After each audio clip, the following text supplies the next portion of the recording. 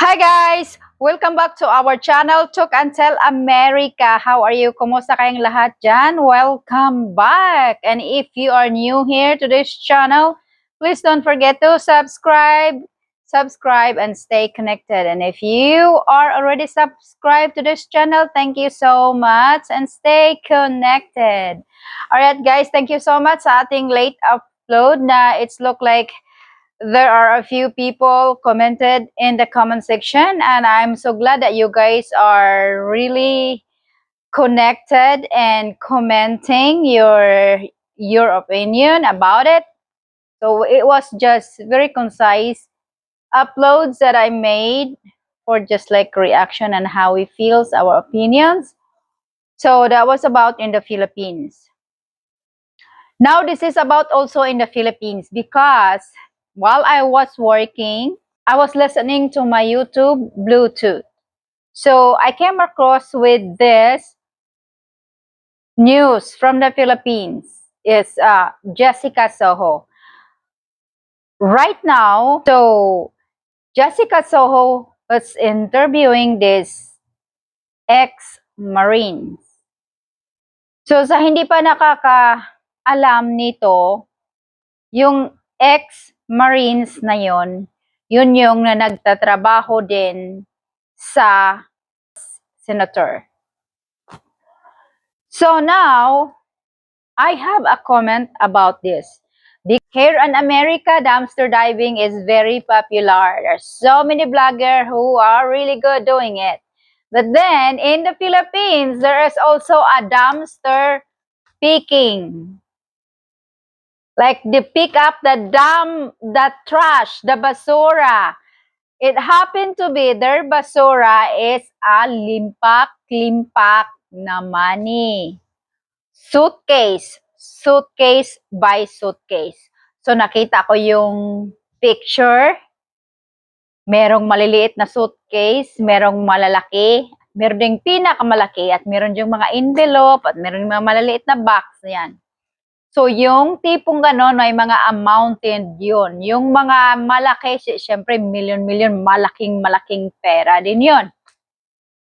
In fact, the total, it's 805 billion. That was, it says in there. I saw it, and it says 805 billion in total, was estimated. Now, and that was for supposed to be the project, like for example the flood project, maybe the schools project, or any kind of project that from the government, that we're talking about millions and millions, and then hindi naibigay, hindi ginamit, or kung ginamit man, binawasan. Kaya ng mga complaint ng mga tao sa Pinas, ng mga Filipino citizens, ay yung budget daw ay kinurakot. Most of my followers in the provinces in the Philippines, and they don't really know the news, guys. So that's the reason why I have to blog something like this, so they will know. Para ma-inform din sila. Kasi sa probinsya, puro na lang sila ng complain at kawawa, umiiyak ng umiiyak. Meron na palang money nga para sa project na yan, tapos kinurakot. At hindi yan alam ng taga-probinsya. So the purpose of the blog is for information, awareness, to all the people, especially living in the provinces. So that's mostly of my follower also, right? So now, yes, when I spoke to them about this, they always said, what? What is that? They don't really know because they don't listen the news. They are just busy, social media, their Facebook, their TikToks, this blah, blah, blah, busy doing that. No time for news whatsoever. So that's the reason why that I was thinking, okay, maybe I'm gonna start vlogging about the politics in the Philippines. Just a little. Nag-highlights ako ng maliit lang na highlights ang na-highlights ko dito. Maliit lang. Ito daw sa ang ex-Marines na naghahatid ng limpak-limpak na pera, it's a basura ang code nila doon. Nakausap na ni Jessica Soho. At lagot kayong mga involved dyan sa mga masasamang gawain. Kasi pag si Jessica na ang kumilos, hindi yan tatantanan hanggat hindi yan ma-resolve. Of course, si Rafi Tolfo also. Pag siya na rin ang magpo-focus ng mga ganyan, syempre, hindi naman yan pinabayaan. I guess, hindi naman yan talaga pinabayaan ni Rafi Tolfo. But then, we know Jessica So, siya ang banggiitan, newscaster, reporter, and sumusulong lang kahit nagera, sumugod yan. Talagang matapang yan. Banggiitan yan si Jessica. Matapang yan. At gustong-gusto ko yan siya nga eh. So now, sana pagdiinan ito ng pansin ni Jessica, hindi niya ito tatantanan hanggat matatapos itong issue na corruption about the money, the budget. It's really big, guys. It's really, really big. Sa mga province ngayon, it's really big. Yung mga money daw sa ang mga 8 employees na mga Marines, lang ng ex-Marines, meaning many Marines. So, itong particular peoples na ex-Marines ay sila yung nagpipick up ng mga basura. Basura, it's a code for money. Sila yung nagpipick up ng mga money. At yung mga money ay nilalagay sa mga suitcase. Yung malalaking maleta, maliit, malaki, medium, blah, blah, blah. Puro money. Merong occasion nga sa isang araw daw, marami ang kanilang dinideliver. So, ngayon, kayong nasa probinsya dyan, umiiyak kayo ng umiiyak kasi nga yung bahay nyo nawala na dahil sa tubig, sa baha, naapaw, lahat-lahat, nangasunog, walang tulong. Tapos yung eskwelahan nyo, naapawan na kasi nga walang bridge, lahat-lahat, nandyan sa probinsya ay marami. Mga kakilala ko rin yung nagko-complain. Umiiyak lang, hindi nila alam. Sabi pa nila na, bakit ganun, walang tumutulong sa amin na gobyerno, hindi ito pinapaayos ng gobyerno, bakit ganyan, kung meron man, doon lang na banda, tapos ilang taon lang nasisira na naman. Maraming complaint sila. At maraming mga complaint na kulang daw ang mga ayuda, lahat-lahat. So, including na for everything, ang dami talagang mga complaint. Sabi nila, hindi na nagbigay ang gobyerno. Wala daw budget ang gobyerno. Nagtrabaho daw na sila ng trabaho, binabawasan sila ng mga deduction dyan, tulad here dito, may mga deduction. Tapos, pagdating ng tulong, wala. Kung meron man, maliit na lang, yun na nga yung nagbibigay ng ilang kilong bigas lang daw ganon. So, sabi, bakit ang gobyerno napakakuripot, hindi tinutulungan, marami pa naman daw, marami namang pera, kanila naman yung trabaho, ganon. At hindi nila alam nga, yung government, meron ng pondo, meron ng plans, meron ng budget, lahat-lahat pinagbudgetan na, pati siguro ang eskwelahan ng mga public dyan, binabudgetan na rin yan siguro. Pati yung mga bahay ampunan, binabudgetan na rin yan siguro. Lahat-lahat ng mga kasangay sa gobyerno ng mga kailangang babudgetan, binabudgetan niya ng malakihan. Nakabudget na yan. Ang problema lang, yung mga pangulo ng mga ahensya dyan, or sino ba yung mga leaders dyan, executive, whatever, sila yung nag-hold ng mga pera. For example lang ha, for example, ang mayor ng province sa province ng Negros Occidental, okay? Yung mayor na yun, binigyan na yan ng 2.5 million pesos para sa school ng para i-renovate ang school. Okay, example lang yan ha. So nabigyan niya. Tapos ngayon,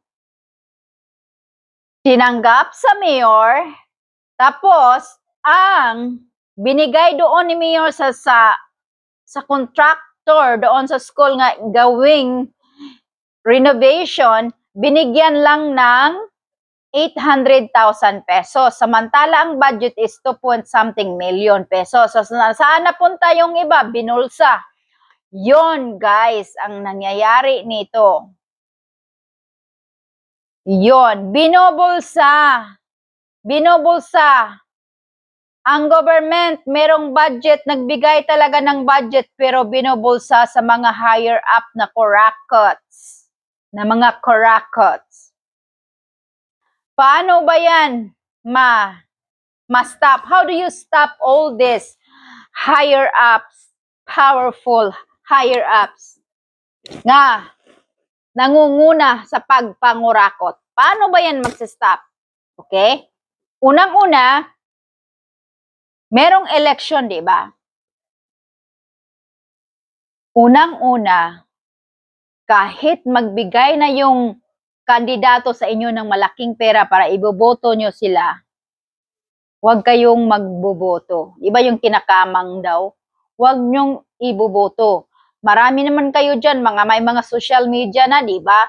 Mag-usap-usap kayo, sabihin nyo nga, huwag natin yang iboboto. Ang iboto nyo yung taong karapat-dapat na mamahala sa iba-ibang probinsya. For example, iboto nyo yung senator, yung mayor sa inyong probinsya, yung ano pa yung mga iboboto, including kayo, especially the president. Hahanapin nyo yung tao na hanapin mo yung taong, hahanapin nyo yung candidate na makatao. Yung believes ng humanity. Kasi, yun ang inuuna. Yun ang inuuna. For example, ako, favor talaga ako ni Raffy Tulfo kasi nakikita ko talaga yan ang ginawa niya. As in, nakikita ko. Sino pa bang gumawa ng ganyan dyan? Di ba wala talaga? Ang dami-daming tinulungan ni Raffy Tulfo, yung mga inaapi, yung mga mahihirap, yung mga may kasalanan, nagbayad talaga sa ginagawa nila ng kasalanan, as in. Di ba? Nandoon yung justice eh. Maraming taong hindi nakakuha ng justice doon talaga sa justice. Pero dito kay Raffy Tulfo, on the spot, bigyan kayo ng justice, tutulungan kayo. O diba? So, magpasalamat kayo nga merong Raffy Tulfo dyan. Kasi dito sa Amerika, wala talaga. Diretso, yan. Diretsohan dito. Diretsohan. Yan nakaganda dyan sa Philippines kasi merong ganong tao. Saka maraming nag-humanitarian, yung mga vloggers, di ba, tumutulong. Ang dami. Ang dami dyan. Pasalamatan nyo yan.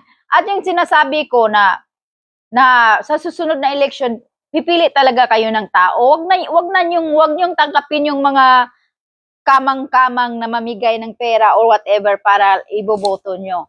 Wag nyong iboto. Iboto nyong kasiguraduhan nyo.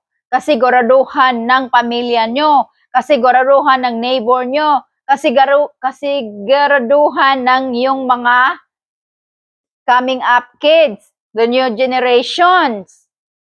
So, iboboto nyo yung tao na believe ng humanity.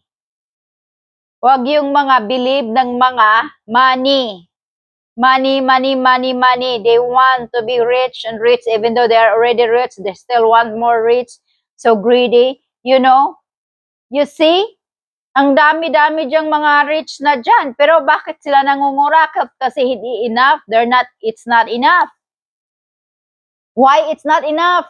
Because kung sakasakaling marami na silang pera, yung mga kapirahan nila, bigay na naman nila sa kanilang mga anak o sa kaanak-anakan, apo-apuhan. Yung tinatawag na Nempo babies. Di ba? Yung mga Nepo babies, ngayon nga, minsan nga yung mga totoong Nepo babies, hindi sila tumatanggap, nahihiya silang tawagin ng ganyan, pero it's true.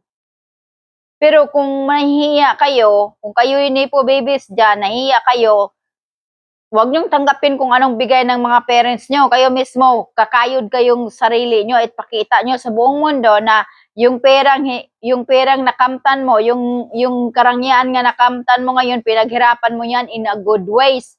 Ganon, ganon. So, guys, itong mga tao na mga Marines, matagal nang ginagawa nito. Ang question ni Jessica, bakit ngayon lang sila lumantad? Ang reason naman nila na it is the time kasi naawa na sila sa nakita nilang mga baha-baha ng ang daming nangamatay, ang daming nawala ng mga house kasi because of the baha. So, na-realize nila na I think it's time to stop this corruption ng kanilang mga bosses. So, kaya sila lumantad na. Ngayon, alam nyo guys, ako para sa akin, no, itong mga ex-Marines nga lumantad, I think I would say nga, they are a heroes kung talagang masugpo, Bisaya, masugpo, yung ma-stop na itong mga corruption na ito, itong mga tao, mahatulan sila, if they are guilty, din mahatulan sila. Itong mga ex-Marines, magpapasalamat tayo sa kanilang heroic action. Kasi bakit ko nasasabing heroic action? Kasi dangerous guys eh. Itong job nila, sa paglantad nila, it is very dangerous. Kasi alam naman natin dyan sa Pinas, it's easy. Very easy for the rich people to hire someone to just get rid of any obstacles what they're doing. Right? So, for me, itong mga ex-Marines, they are a heroes kasi sinasacrifice nila yung life nila, pati yung life ng kanilang pamilya at kapamilyahan sa paglantad nila sa itong big issues na to. Nakakatakot. Kung sa madaling salita, nakakatakot. Siguro itong mga ex-Marines na to kung takot sila, so yung mga kurakot na mga bosses nila, continue doing it. But now, they are forwarding and talagang sinasabi na nila harap-harapan, all the media, nagpa-interview pa nga, lahat-lahat, nandyan na, lantara na talaga. So that means they are very brave people. So, kung mahatulan na itong mga kasalanan, kung guilty man sila, so, we're going to thank for this 8 Marines, 8 ex-Marines, and such things, na paglantad nila. Kasi nasisave nila yung new generation. Bakit nasabi ko yung new generation? Kasi pag nahatulan na yung mga kurakot na yan, less na ang kurakot dyan. Kasi showed up ang mga taong hindi takot sa mga matataas na tao, 'di ba? So ang ating new generation diyan, meron na silang peace of mind. Marami nang mapundar ang mga government for the indigenous people. Kayong mahihirap din. Marami nang matulungan kasi wala nang kurakot. Yung mga budget sa government, direkta na yon, bigay na, wala nang magbulsa, wala nang Guys, ito lang sa aking masasabi sa aking mga followers na dyan sa provinces. Yes, meron talagang pondo. Merong pondo ang government, binigay nila doon ang budget binigay doon sa mga kanilang mga leaders. Pero yung mga leaders na yan, kinurakot, hindi binigay lahat. So, the total of the kurakot, it's 805 billion pesos. Yung total na nakurakot according to the Marines. Yung total estimated. So, ang laki, di ba? We're talking about billion. Wow, ang dami na sana sigurong nagawa na mga very strong infrastructure dyan sa Pinas. At mga new schools, yung mga public schools, yung mga teachers, siguro nabigyan ng malalaking sweldo at least kasi sa probinsya, ang hirap magturo dyan sa probinsya. Tapos ang liit-liit ng sweldo. Dapat yun na nga, kung wala na yung mga kurakot, ma-focus na yun sa mga innovation, yung mga raise salary ng mga teachers or yung mga nagtatrabaho sa highways, yung mga janitor dyan sa highways, ganon-ganon. Ang daming babaguhin dyan. Pero it takes a good politician to do the right thing. So, sino ba ang good politician dyan? Para sa akin talaga ang nakita kong unang-una kong karapat-dapat si Raffy Tulfo talaga. Yan talaga sa akin. Kasi nakita ko na lahat eh. Nakita ko na lahat yung mga politician dyan. Pero para sa akin talaga, no, ang aking nagustuhan talaga si Raffy Tulfo. Kasi nakikita ko talaga sa kanya yung bang feelings na ayaw niya yung inaapi yung tao. Yung truthfulness, nandoon sa heart niya, kung totoo talaga, kahit mayaman ka man o mahirap, basta yung ginagawa mo ay hindi tama, ay talaga namang anuhin kita, ikukorek kita. Tama, yung ganun, nakikita ko sa kanya yun. At, mabuting tao siya, tumutulong siya. Hindi naman niya dapat kailangan yun, bibigyan ng malalaking pera yun at tulungan yung mga foreigner nga nagkaroon ng mga asawa dyan, tapos iniwanan sila, nakatira na lang sa lansangan yung mga foreigner, pero he did help them. So ayan, parang tumingin siya talaga ng sitwasyon ng tao. Nandoon yung humanity niya, yung humility niya nandoon. So, ano siya, makatao. Kaya nagustuhan ko talaga siya para sa politics. Sana mag-politics siya forever hanggang mag-retired siya. Kasi yan yan ang ano kumbaga kailangan niya ng tao, lalong-lalo na ng mga mahihirap. Kailangan si Raffy Tulfo, ng mga mahihirap dyan. I know a lot of people do not like him. Those people mostly are already medium level lifestyle. Yung mga rich na. Kasi ayaw nila yun Ayaw nila si Raffy Tulfo kasi si Raffy Tulfo kinakampihan yung mga mahihirap, kaya ayaw ng mga rich si Raffy Tulfo kasi talo sila. 'Di ba? Ano ba yung sa Philippines nga yung katulong niya ay pinaplansa yung mukha? Sinong tumulong noon? Si Raffy Tulfo, 'di ba? So yung mga rich diyan sa Pinas, ayaw kay Raffy kasi ayaw nilang ayaw nilang ma-correct ang kanilang mga masasamang gawain sa kanilang mga workers.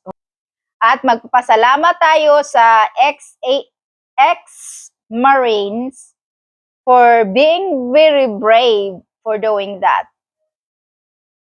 Yes, for bustering all these rich politicians who are kurakots. So we will thank you for those Marines people, for the bravery, heroic bravery for all the people, especially for the new generation. Thank you guys, and I'll see you in my next video. And this is Real Talk and Tell USA. Thank you so much and stay connected. Bye-bye!